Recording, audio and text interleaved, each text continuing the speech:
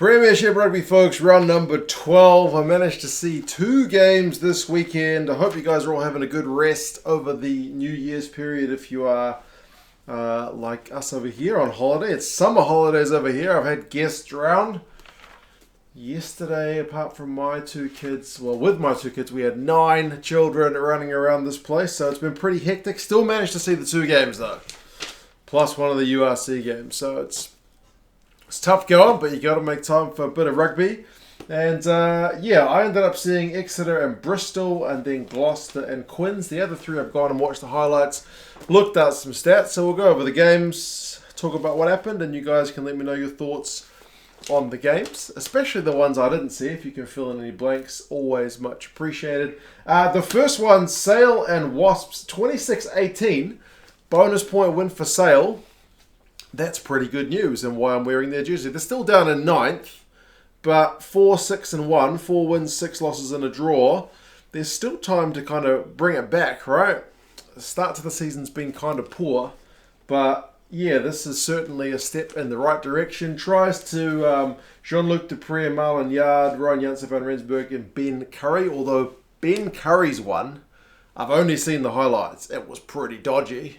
It was a line-out move, and he was very athletic to grab the ball, but it looked to me like he propelled himself forward from his knees to get close enough to stretch out for the try line with the old go-go gadget arms. But yeah, it looked a bit dodgy to me.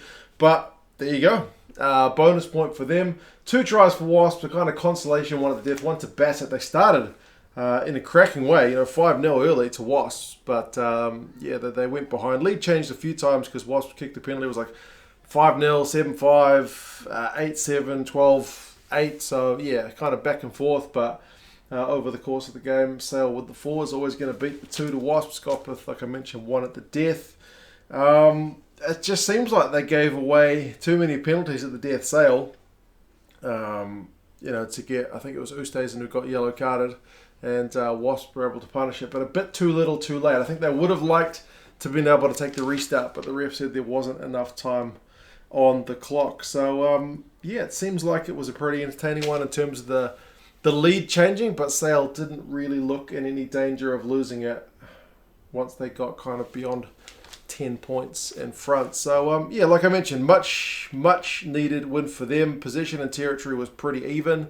Run meters 381 to 335, so again, pretty even. Defenders beaten 25-28, pretty even. Like amongst all the games this weekend, this was one of the ones that was seemingly on the cards anyway, as a bit more even. Turnovers conceded as 17 by Wasps to 11 to SAL. That seems to be one was maybe a little bit costly from a Wasps point of view. Penalties conceded though 12 to Wasps, 17 by SAL. So maybe that's why they ended up getting that yellow card. Dan Dupree, 52 run meters, beats 3 defenders. Nizam Kar for Wasps, 20 out of 21 tackles. So big shifts from the South Africans on both sides. But ultimately, it's as I said, much needed win for SAL. So yeah, they said they're 9th. Wasps are 10th. They are 4 wins and 7 losses. I think they're slowly starting to get some guys back from injury, which will be a welcome change after not having the best of times. My kids are outside playing, if you can hear them. It's summer. My son's got a skipping rope. There you go. He's never learned to jump rope before, so he's having a crack at that. Next game, Exeter and Bristol. I did watch this one. It looks like Exeter's got a new stand. Seems to be open at last. The crowd was massive. Biggest crowd I think I've seen at Sandy Park. I'm sure that if that's the first time they've used that new stand, it must be. I think they mentioned it in the comms. But this game was a couple of days ago. So yeah, but it was a big raucous crowd, which was great to see. And yeah, it was, I guess, in terms of where the teams are at, it was really time for Bristol to kind of show us what they could do. Semi Randra's back. He's been back for a couple of weeks now, I think. But their team has got enough big guns that they needed to probably show us something. But that being said, Exeter's been in tidy form. Like in my power rankings, I've been scoring them higher than what they are on the log. And maybe by winning at 19-13, they kind of showed us what they're about. Although in terms of the log, Exeter should be beating Bristol because Bristol are right down there. It wasn't really going that well for Bristol in the first half to prepare, apart from the scrum. The scrum was winning a few penalties, but Exeter were largely in control. They didn't have any ball, Bristol. It was kind of all Exeter. They would go through loads of phases in Bristol's half. They got one really nice set-piece try, and then another one through a bunch of phases. So O'Flaherty's one was from that line-out set-piece, and then Hill's one from a bunch of phases. They ended up getting 3. Hogg's one at 75 minutes ends up being the kind of game-deciding one, because it's only a 9-point lead at halftime. I think it's 12-3. Probably should have been more if Exeter are a bit more clinical or Bristol's defence is a bit softer. I guess you got to give them credit for kind of staying in the game. But they just didn't have any ball. Piatow going off before half-time probably didn't help Bristol's cause either.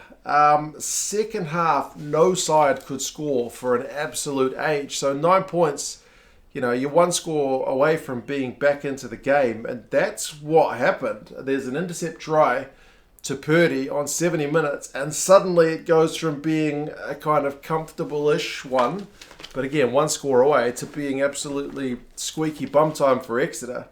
So a bit of a wake-up call for Exeter, I reckon, and it's kind of no surprise that Hogg gets that try 5 minutes after Bristol's try. Maybe once you take the conversion time, it's probably even less. Like they were kind of cruising, I guess, as the way of putting it, just not being clinical, but that wake-up call from Bristol just sent them into that next gear, and they managed to get it done. To be fair, there were some good hands in that big scoreless period, like Slade with a crazy offload from the deck, and he almost got an intercept of his own, like right as Bristol were kind of running it out from their own goal line. Radradra had some good offloads as well. Noel just seemed to be everywhere. He's in cracking form, which is really pleasing to see. But, Sheedy's penalty on 79 minutes takes it to 19-13. It's still game on, but Bristol ended up kicking it out for the losing bonus point, which was a bit odd. I mean, I know you're taking a losing bonus point away at Exeter, especially with the form they're in, but when you're 12th on the log, you probably need all the points, and I don't think there's no relegation this season, so don't know. It just seemed like a weird choice. I mean, it didn't seem like Bristol were going to kind of go out of their own half and score a try. But yeah, if you're going to do anything, you need all the wins you can get. Surely, I don't know. Just seemed odd. But yeah, losing bonus point, so it doesn't seem like a terrible result. Possession 65-35 to Exeter. Territory ends up 58-42. So yeah, it's just Exeter hogging the ball, man.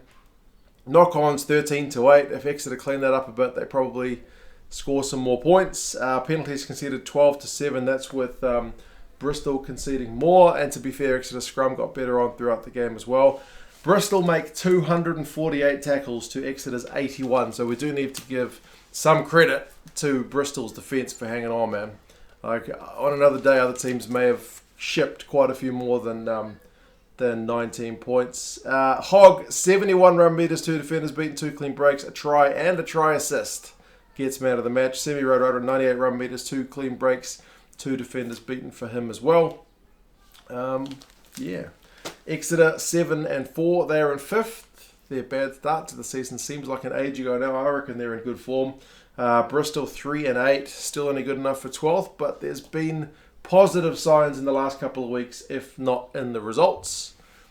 Kind of close defeats from teams up the right end of the table, so still seems like it could come right for them, but is it going to be too little too late? We'll have to wait and see. Exeter away to Harlequins, which will be a really good test of where they're at, and Bristol are home to Sale, which is maybe one they can target, because if the teams like Leicester and Exeter, who they've gotten close to, are just too good, maybe a team like Sale is one that they can kind of get a scalp from. But there you go.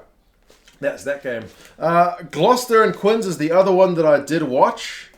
At times it was a tough watch, but at times it was really exciting. And the fact that it finishes 20 points to 17 shows you that it was an edge of your seat game.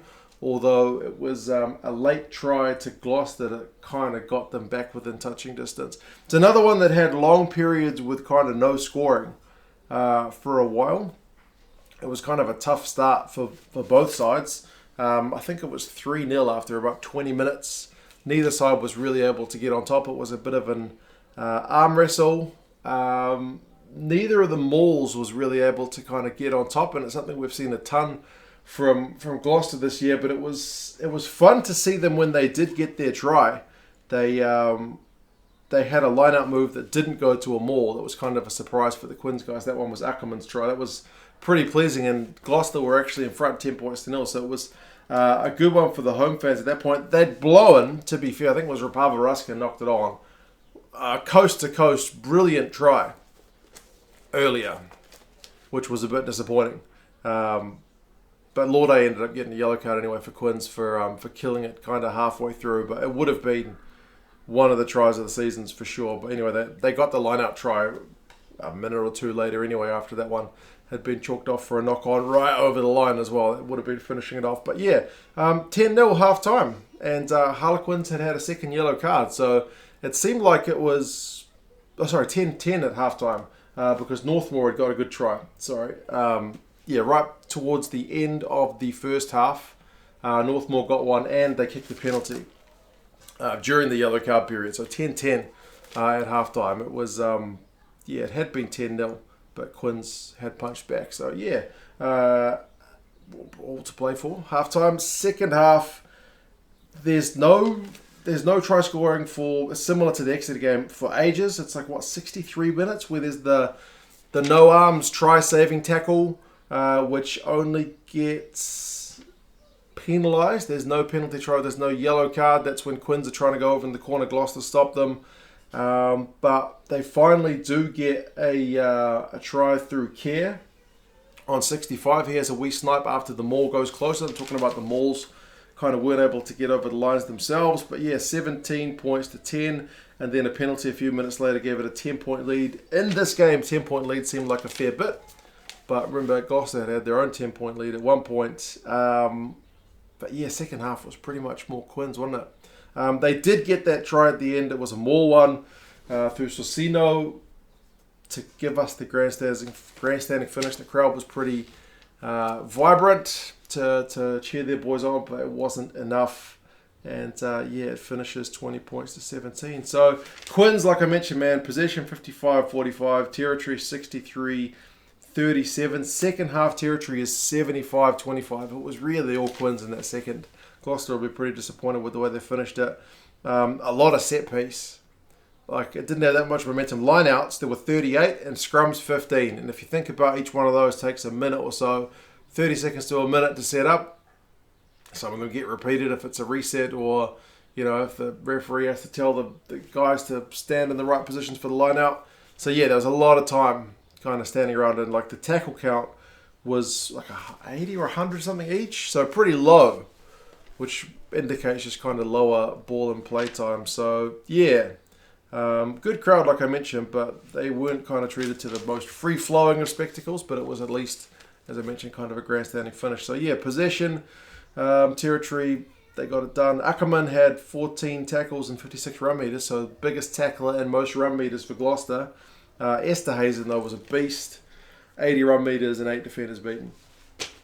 A huge shift. So Gloucester 6-4-1, 6 wins, 4 losses and a draw. They're in fourth. It's a bit of a disappointing loss. Quins are 7-4. They're up to third. I mentioned they host Exeter next week, which should be a good one.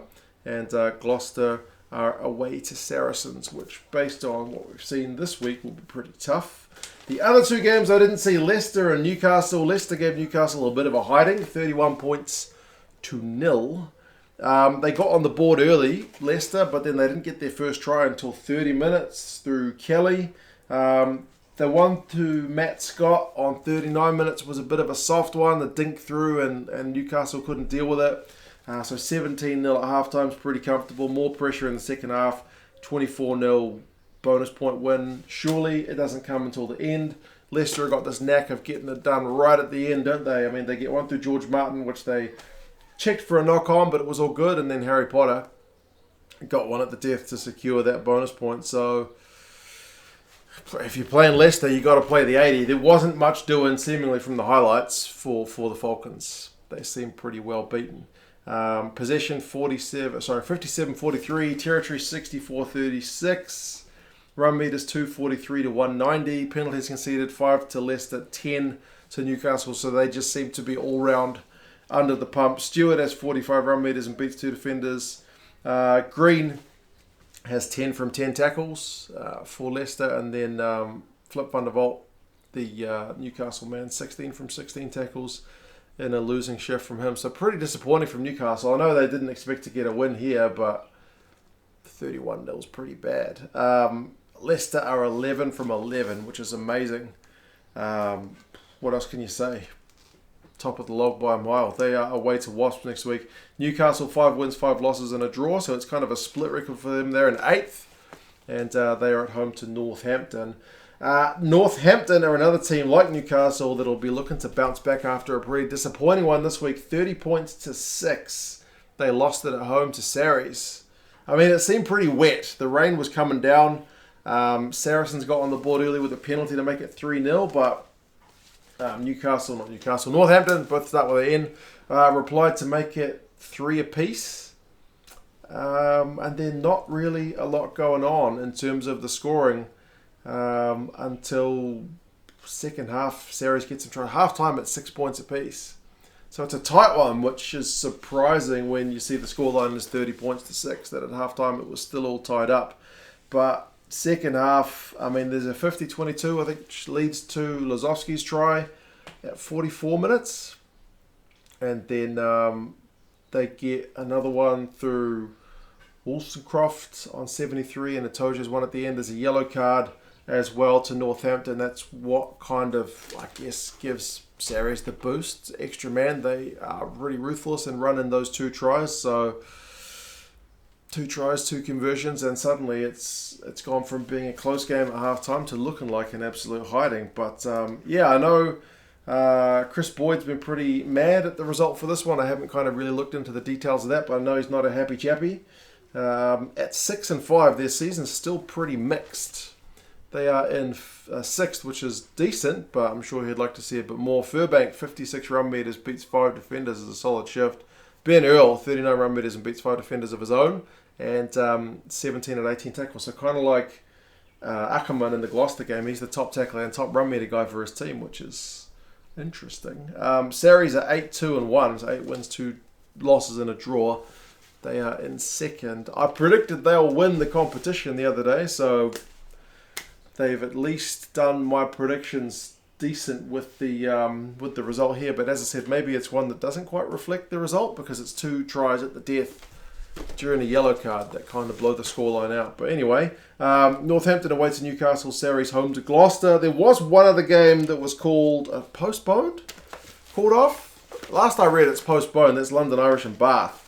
So still kind of waiting to see what happens with that. It's a COVID postponement, so we'll kind of just have to wait and see. But yeah, those were the games this weekend. Watched a couple with what free time I had when there wasn't 9 kids running around the house. But yeah, you let us know what you thought of the games this weekend. Were Newcastle as bad as 31-0?